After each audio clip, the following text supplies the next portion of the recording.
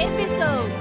Kailangan kong pumunta sa mundo ng mga tao upang hanapin ko ang lalaking nagngangalang Vensoy. Kailangan ko siyang makausap dahil siya ang tinalaga na akin upang mapangasawa. Sa wakas, nandito na ako sa mundo ng mga tao. Kailangan ko nang hanapin si Vensoy. Kapoy, aning kinabuhia. Way nagpangga. A few moments later. Mahal na Ginoo, may kilala ka bang Vensoy? Prinsesa, ako si Vensoy nga naman. Naku, napakatulin mo naman Ginoo. Unsay tuli? Di mo ko pisot. Ano ang yung tinuran? Ikay hindi ko maintindihan. Kuan prinsesa, ako si Vensoy. Bakit mo ko hinahanap? Maaari ka bang sumama sa aming kaharian? Kaharian? As in kingdom? Engkanto ka, miss? Hindi ako engkanto, isa akong prinsesa na may maharlikang uri, Vensoy. Huwag kang matakot sa akin, mas mataas akong uri sa lahat ng elemento. Elemento? Agta ka, prinsesa? A few hours later.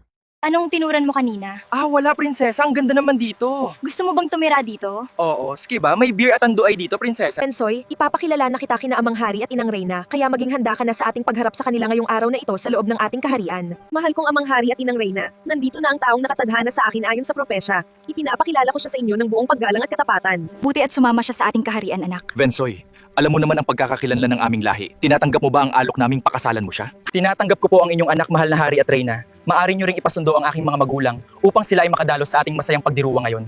Kung ganun, bukas ka agad gaganapin ang inyong pag-iisang dibdib. Magpapadala ako ng aking tao upang sunduin ang iyong mga magulang at kapamilya para sa ating napakagandang pagdiriwang. Tawagin niyo si Prinsipe Rex. Siya ang aatasan kong sunduin ng mga magulang ni Vensoy. Kailangan nating siguraduhin na magiging maayos ang lahat ng kanilang paglalakbay patungo rito sa ating palasyo. A few moments later. Bakit, Amang Hari? Pinapatawag niyo raw ako. Pasensya na, Ama. Ako'y magbibihis na ngayon. Ganito kasi ang suot ng mga tagalupa, kaya ninakaw ko lang to sa sampayan nila para magmukhang tao. Napakasuwail mo talagang anak. O sige na, sunduin mo na ang pamilya ni Vensoy upang makapaghanda na sa ating gaganaping handaan para sa okasyon na magaganap bukas sa ating palasyo. Dahil inutusan ako ni Ama, iiwan ko na lang ang mga kawal ko ng matagal at nakapagbihis na rin, pupunta na ako sa mundo ng mga tao upang hanapin ang pamilya ni Vensoy. Ano ba tong lugar na to? Ang daming tubig pero wala man lang tao. Nauuhaw pa naman ako. Pero di bali na, baka may mga ihi yan, kadire. Etong taong to, parang kamukha ni Vensoy. Teka nga at siya'y tatawagin ko. Ikaw ba ang ama ni Vensoy? Kinsa ka dong? Tagalog ka pala. Oo, ako ang ama ni Vensoy. Inaanyahan ko kayo sa aming salo-salo. Andin din si Vensoy. Sige, sasabihin ko sa asawa ko at mga anak ko na dadalo kami sa inyong pagtitipon. Wedding ceremony.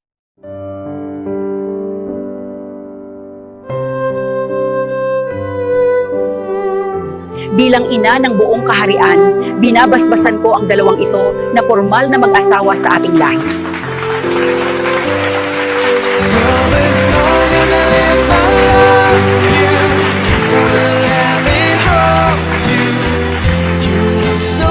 Lakpakan natin ang bagong miyembro ng aming lahi dahil ito ay isang napaka-espesyal at makabuluhang araw para sa ating lahat na narito ngayon upang magdiwang ng sama-sama. Ikinasal na talaga sila, kailan kaya ako ikakasal? Nakakatuwa naman makita silang masaya. Sana balang araw ay makahanap din ako ng taong tunay na magmamahal sa akin habang buhay.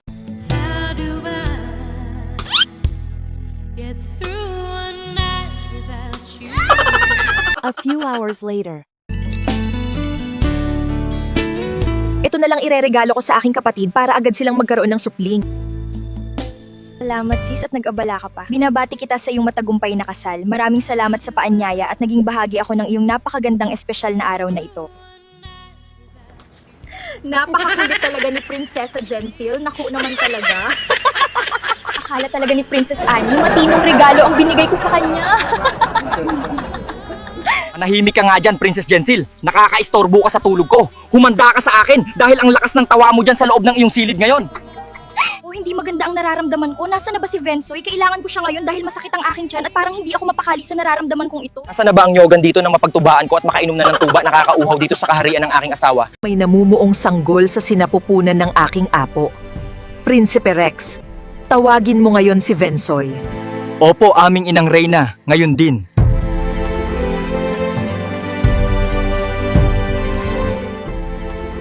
Vensoy, pinapatawag ka ng Inang Reyna. Magbihis ka ngayon din at pumunta sa palasyo. Kailangan mong magmadali dahil naghihintay na siya at hindi natin dapat na patagalin ang oras niya. Oo, ako'y pupunta na ngayon din. Dito ka muna, mahal ha. Ako'y aalis muna saglit. Babalik din ako agad para sa inyong dalawa. Kaya mag-iingat ka lagi habang wala ako.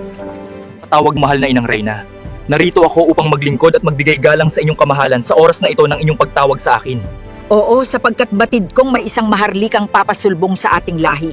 Isang maganda at Ako'y makapangyarihan. labis na nagtataka, Inang Reyna. Dahil itong nakaraan lamang ay mag-iisang buwan pa lang nabuntis ang aking asawa. Ngunit madali lang lumaki na parang 9 na buwan na. Kaya maghanap ka ng magbabantay sa iyong asawa at hanggang makapanganak ito, siguraduhin mong nasa maayos siyang kalagayan at hindi siya magkakaroon ng anumang uri ng problema. Ngayon din, Inang Reyna.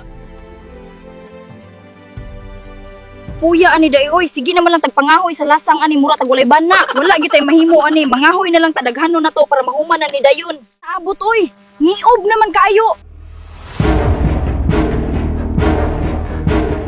Kaato oy, hala day na itao mangutana ta dali. Sino kayo? Mga tagalupa. Bakit kayo nakapunta dito? Naghahanap ako ng magbabantay sa asawa ko. Mahal na prinsipe, mamamasukan na lamang kaming kasambahay sa inyong kaharian. Ka-nice diri oy, karon pa ko kita ing ani kanindot nga balay. Basta ha, magtrabaho ta og tarong, ato ang atimanon ang prinsesa.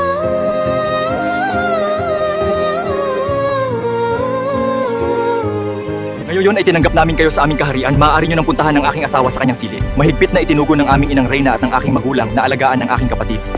Magnuda.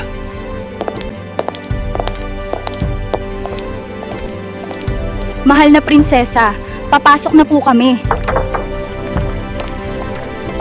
Mahal na prinsesa, ako si Lara Kim. Narito ako upang magbigay pugay sa inyo at mag-alok ng aking serbisyo ng buong puso at katapatan. Mahal na prinsesa, ako naman si Cristil, masaya akong lingkoran ka at ang magiging anak ninyo. Napakalaking karangalan para sa akin na maging bahagi ng inyong masayang pamilya. Maraming salamat sa inyo, maari na kayong umalis at ako ay hihiga na upang magpahinga at magkaroon ng payapang gabi.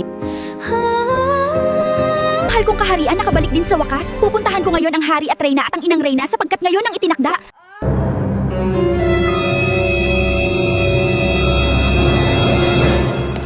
Mahal na inang reyna, reyna at hari at mga prinsipe. Si Prinsesa Annie ay parang manganganak na. Prinsipe Vensoy, puntahan mo si Melagros ngayon din sa kanyang tahanan. Sige, susunod na kami. Tara na, kailangan na nating umalis agad para puntahan siya ngayon din. Aling Milagros, pinapapunta ka ng inang Reyna sapagkat manganganak na si Prinsesa Annie. Kailangan mong magmadali dahil napaka-importante ng sandaling ito. Oo, sige, puntahan na natin ang prinsesa ngayon din. Sige, prinsesa, i-push mo pa, malapit na lumabas ang anak mo. Sige, push pa. 1, 2, 3, push!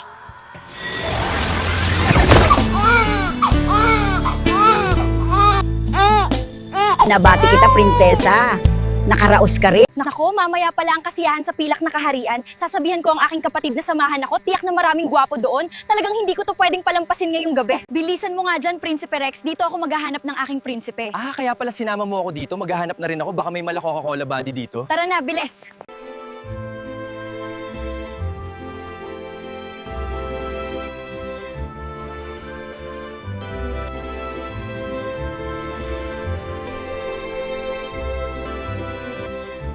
Salamat sa inyong pagdalo. Ako pala si Princess Serenity. Masaya akong nakapunta kayo. Saglit lang tatawagin ko ang aking kapatid. Maligayang pagdating sa aming kaharian. Ako pala si Prince Evon. Halikayo at tayo'y magsaya. Ang ating pagdiriwang ay magsisimula na.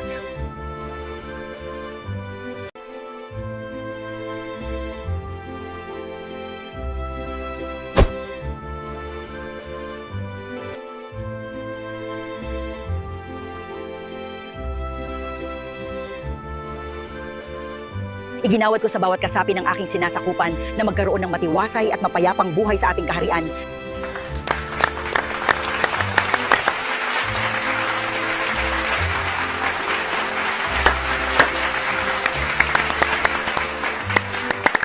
And they lived happily ever after.